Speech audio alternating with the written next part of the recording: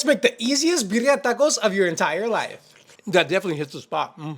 Before we can start, we have to gather all your ingredients together. That's gonna make your cooking a lot easier and a lot faster. So the first chile we're gonna need is dry guajillo without the seeds. The second chile is California chile, again without the seeds.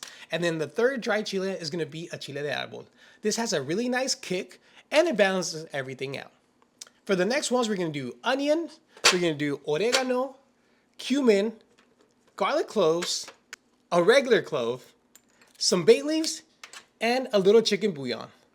With all these ingredients, we cannot forget about the two main ones. One is gonna be your beef broth, whether you can make it yourself or buy it store-bought. Now finally, we're gonna use chuck roll, but I know traditionally is made with either goat or sheep, but this is a really good replacement for a fraction of the price. Let's get into it. First, we can start by making your sauce, so we're gonna place all your dried chilies into a pot. Then we're gonna add your onions and your garlic, and then we're gonna fill it up to the water up to the top. Then we're gonna boil these for about 5 minutes to make sure the chilies are super smooth. Once the chilies are fully soft, we're gonna go ahead and place them all to your blender, and we're gonna add all of your spices. And don't worry, I have the spices in the description below. Then we're gonna add a little bit of beef stock, and we're gonna blend this until it gets fully smooth, just like this. At this point, your sauce will smell super delicious. Now we're gonna grab your chuck rolls and we're gonna season it with salt and pepper on both sides. Now we can finally start with the cooking part. Now to a hot pot, we're gonna add a little bit of oil and allow it to heat up. Then we're gonna place down your chuck rolls and we're gonna sear these for 2 minutes on each side.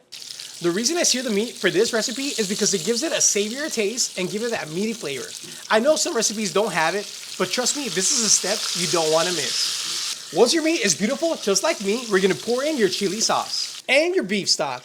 And finally, we're gonna add your bay leaves. Now, does this really do anything? I don't know, but my grandma always said yes. So, there we go. Once it comes to a full boil, we're gonna cover this up and we're gonna simmer it for 2 hours.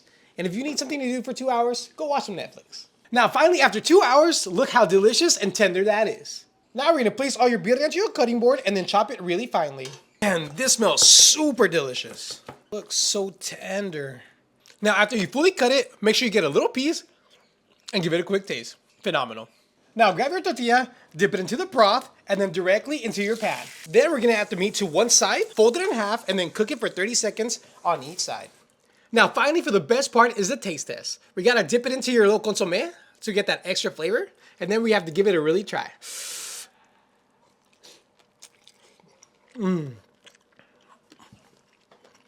Oh, wow. That definitely hits the spot. The meat was super tender and extremely juicy. The outside of the tortilla was a little crispy, and then the consommé brings everything together. Gives you that really nice savory taste and gives it a way more juicier texture. With that being said, don't forget to hit that follow for more easy and delicious recipes just like this one. And if you want to watch a way better video, go ahead and click this right here, and I'll see you next time.